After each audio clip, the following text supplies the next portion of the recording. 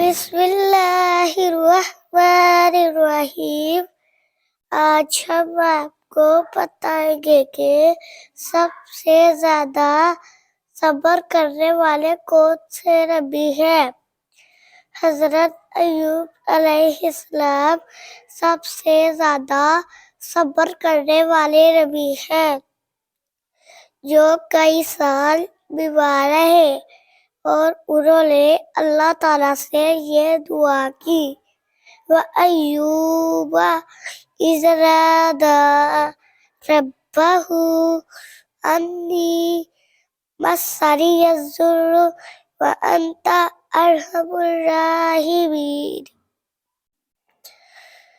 اور جب حضرت ایوب علیہ السلام نے اپنے رب کو پکارا کہ مجھے بیماری لگ گئی ہے اور تو سب رحم کرنے والوں میں سے سب سے زیادہ رحم کرنے والا ہے۔